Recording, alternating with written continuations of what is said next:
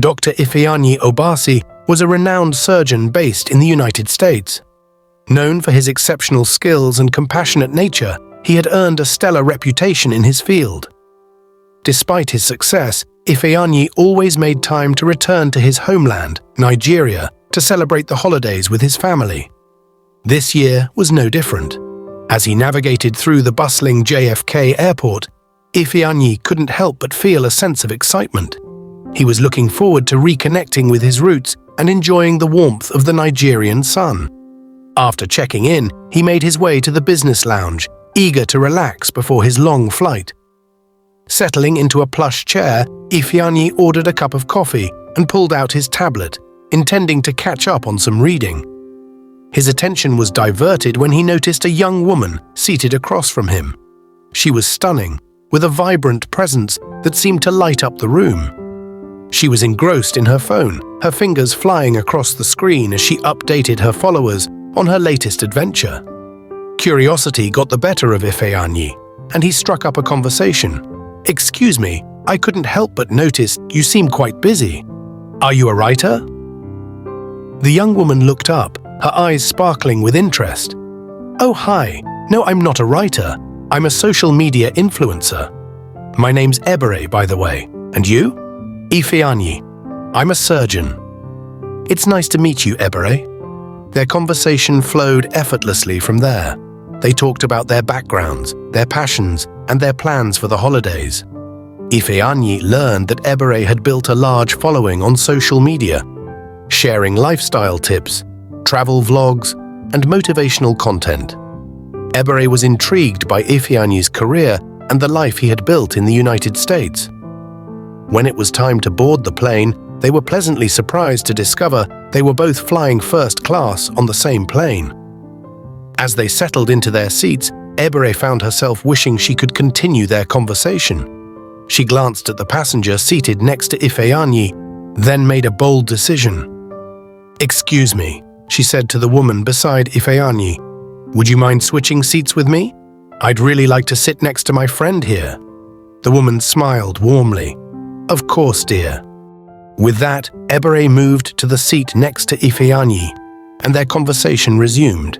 They talked about their favorite Nigerian dishes, the places they planned to visit, and their hopes for the future. Time flew by, and before they knew it, the plane was descending into Murtala Muhammed International Airport. As they disembarked, Ifeanyi and Ebere exchanged contact information. They were disappointed to learn that Ifeanyi was headed to Abuja while Ebere was continuing on to Lagos, but they promised to keep in touch. "Maybe we can meet up sometime while we're both here," Ebere suggested. "I'd like that," Ifeanyi replied, smiling. "I'd like that very much." With a final wave, they went their separate ways, each feeling a sense of anticipation for what the future might hold. As Ifeanyi made his way to his connecting flight, he couldn't help but feel grateful for the chance encounter. Little did he know, this was just the beginning of something he might never recover from. After they parted ways at the airport, both Ifeanyi and Ebere couldn't resist the urge to learn more about each other. They quickly glanced through each other's social media profiles, discovering shared interests and mutual friends. Ebere admired Ifeanyi's dedication to his profession and his involvement in various charitable causes, while Ifeanyi was impressed by Ebere's creativity and her positive impact on her followers. Their conversations continued through messages and calls, and it wasn't long before they realized they had grown quite fond of each other. When Ebere found out that Burna Boy was performing in Lagos soon, she excitedly suggested they attend the concert together, and Ifeanyi eagerly agreed. The night of the concert was electric. The energy in the air was palpable as they arrived at the venue. Ifeanyi and Ebere sang along to their favorite songs, danced, and enjoyed every moment of the spectacular show. As the concert ended, Ebere, still buzzing with excitement, suggested they continue the night at a popular club nearby. "Let's keep the fun going," she said, her eyes sparkling. "I know a great spot just a few minutes away." Ifeanyi, caught up in her enthusiasm, smiled and nodded. "Lead the way."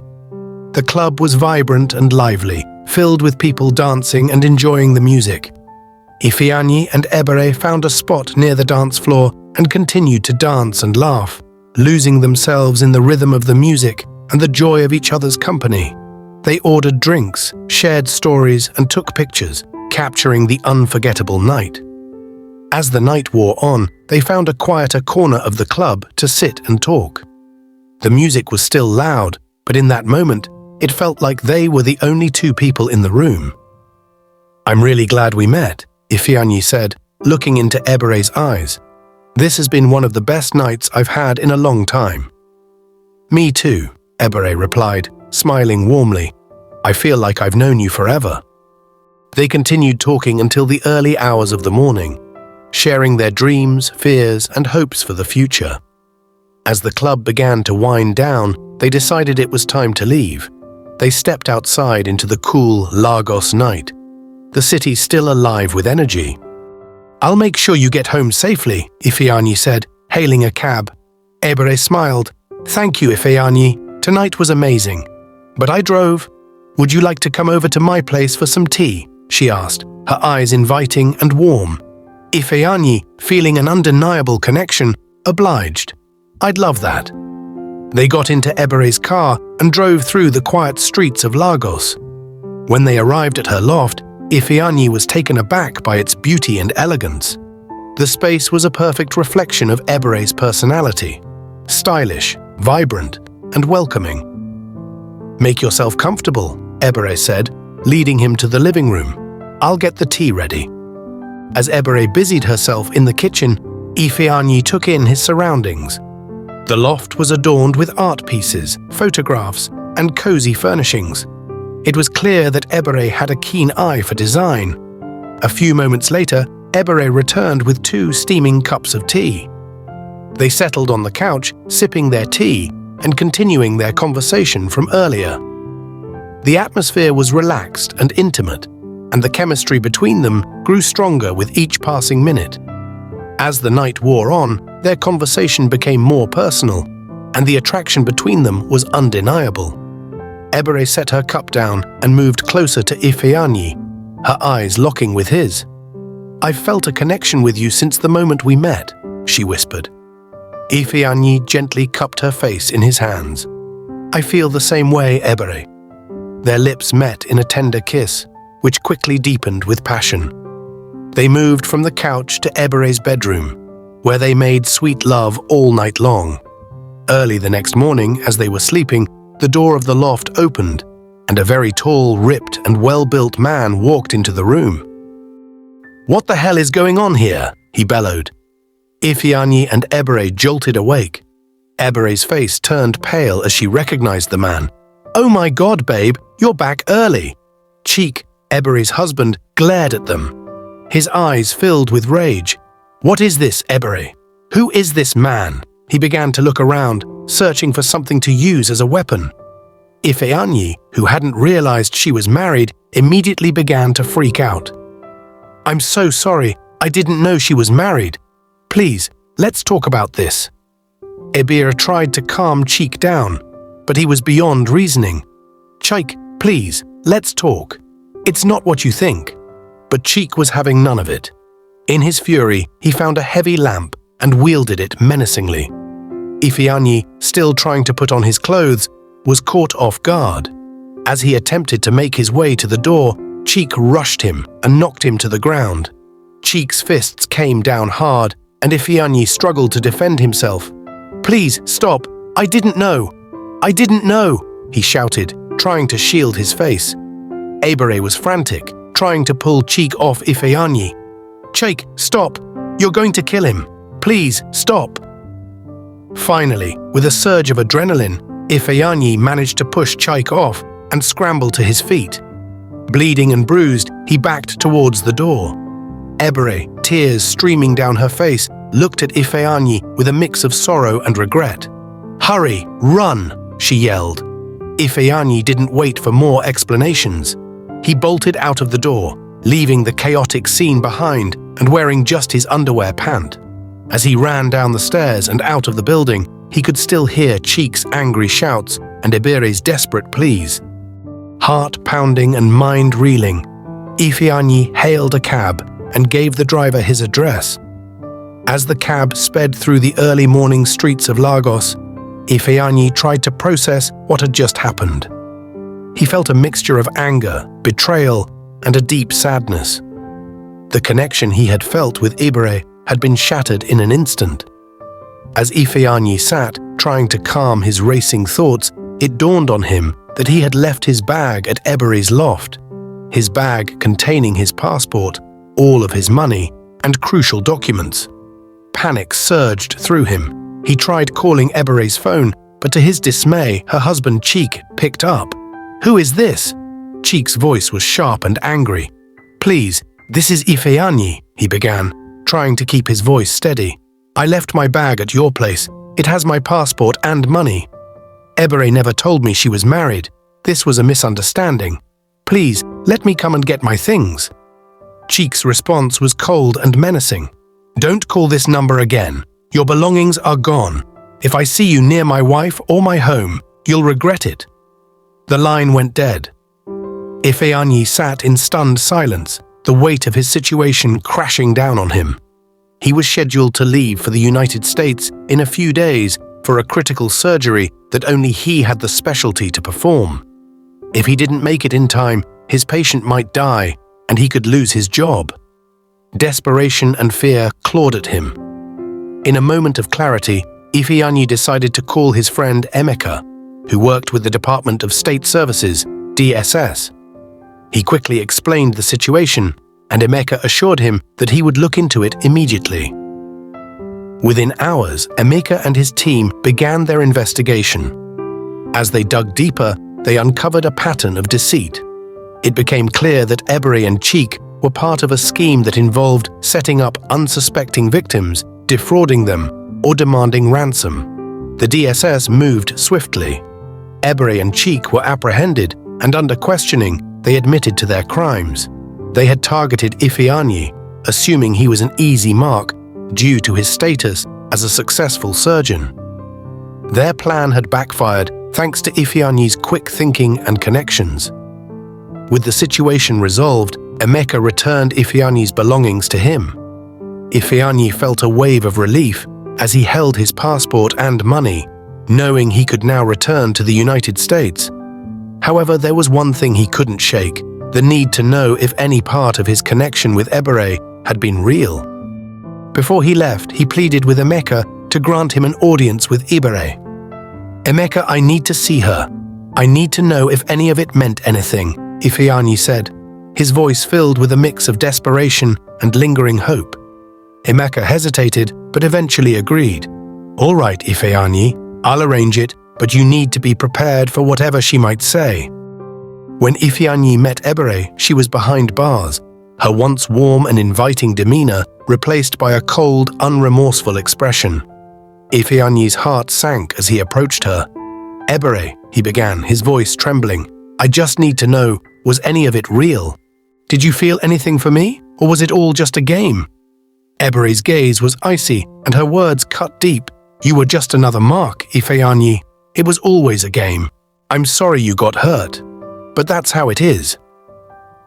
Ifeanyi's heart broke as he realized he had fallen for such a cheap scam. The connection he had felt, the moments they had shared, all shattered by her cold indifference. He felt a profound sense of betrayal and foolishness. With nothing left to say, Ifeanyi turned and walked away, the weight of Ebere's words heavy on his shoulders. He knew he had to move on, but the pain was still fresh. As he boarded his flight back, Ifeanyi reflected on the whirlwind of events. The betrayal and danger he had faced had taught him a harsh lesson about trust and the darker sides of human nature. He felt gratitude for his friend Emeka and the DSS, whose intervention had saved his career and potentially his patient's life. When Ifeanyi returned to the United States, he shared his harrowing ordeal with his colleagues and friends. They sympathized with him, offering support and words of encouragement. Despite the emotional turmoil he had faced, Ifeanyi threw himself back into his work, determined to move forward. A few weeks after his return, complications arose with the patient he was originally scheduled to operate on. Due to unforeseen circumstances in the patient's home country, the surgery was postponed indefinitely.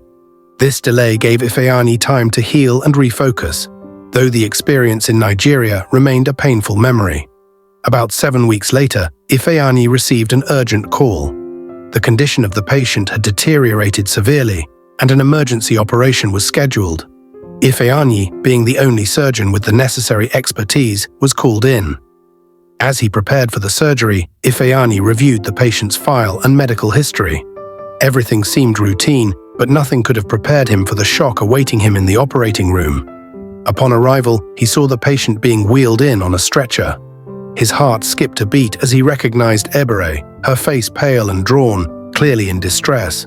Walking beside her was Chike, his expression a mix of anxiety and desperation. Ebere's eyes met Ifeanyi's, and for a moment, time seemed to stand still. When the hospital management introduced Ifeanyi as the surgeon, Chike, recalling their recent encounter, vehemently refused. "No, not him," Chike said, his voice trembling with fear and anger. "We'll take her to another hospital." The chief of surgery stepped in, his tone urgent. "Mr. Chike, Dr. Ifeanyi is the only surgeon with the expertise and experience to perform this operation in the States. If we don't act quickly, your wife will die." Chike's defiance crumbled as the gravity of the situation sank in. He looked at Ebere, her condition worsening by the minute. Desperation took over, and he knelt down in tears, crying and begging Ifeanyi. "Please, Dr. Ifeanyi," Chike sobbed. "Save her. I'm begging you. I'm sorry for everything. Just please, save her." Ifeanyi stood there, silent as the scene played out. His mind raced, but he knew what he had to do. Despite the pain and betrayal, his duty as a doctor came first. "Prepare Ebere for the operation," he instructed his team, his voice steady and composed. The medical team moved swiftly, and Ebere was taken into the operating room. Ifeanyi donned his surgical gear, focusing on the task ahead. He couldn't let his personal feelings interfere with his professional responsibilities. As the surgery began, Ifeanyi's skill and expertise took over. He worked with precision and care, blocking out all distractions. The operation was complex, but Ifeanyi remained steadfast, determined to save Ebere's life. Hours later, the surgery was complete. Ifeanyi stepped back, exhausted but relieved. Ebere's condition had stabilized, and he felt a sense of accomplishment and closure. Leaving the operating room, Ifeanyi found Chike waiting anxiously. His face was streaked with tears, his eyes red and swollen. "How is she?" Chike asked, his voice barely above a whisper. "She's stable," Ifeanyi replied. "The surgery was successful. She's in recovery now, and we'll monitor her closely." Chike's shoulders sagged with relief. "Thank you, doctor. I know this must have been difficult for you." Ifeanyi nodded, his expression unreadable. "I did what I had to do. Take care of her." As Ifeanyi walked away, he felt a mix of emotions: relief, sadness, and a strange sense of peace. The ordeal had come full circle, and he had done what was right, despite the personal cost. In the days that followed, Ebere slowly recovered. Ifeanyi maintained a professional distance, visiting her only to check on her medical progress. Ebere looked at him with a mixture of gratitude and regret, but neither spoke about the past. Before she was discharged, Chike met Ifeanyi to thank him for saving Ebere's life. "Dr. Ifeanyi," Chike began, his voice filled with gratitude and sorrow. "I want to thank you for saving Ebere. You have no idea what this means to me. But there's something you should know. Ebere isn't my wife, she's my baby sister." Ifeanyi's eyes widened in surprise. "Your sister?" Chike nodded, his expression pained. "We were born into a wealthy family. Our parents were kind and generous, but one night, when we were little, they were assassinated by unknown gunmen in our home. After their death, our uncles confiscated all their properties, chased us out of our home, and disinherited us. We were left with nothing." He took a deep breath, his eyes glistening with unshed tears. "As we grew older, things became rough. Ebere was often sick, hungry, and homeless. Watching her suffer broke my heart. I felt powerless. To protect her, I joined a bad gang and eventually exacted revenge on our uncles. I killed them and their families and buried them in an unknown location. Since then, I've done whatever was necessary to survive." Ifeanyi listened in stunned silence, unable to process the depth of Chike's confession. "Ebere hated my new lifestyle but loved me dearly. We promised to always be there for each other. Then she was diagnosed with a serious illness. We spent all our money on her treatment, but it wasn't enough. Her treatment wasn't cheap, and we needed more money." Chike's voice broke as he continued, "That's when I came up with the plan for the romance scams. I convinced Ebere it was the only way to save her life, even though she initially refused. Eventually she agreed because she wanted to live. Every scam we pulled, every deceitful act, was driven by my desperation to save her." Chike's voice trembled as he continued, "When Ebere met you at the airport, she told me nice things about you. She really started to like you. It was I who suggested she overcome her feelings for you and do what had to be done to get money from you.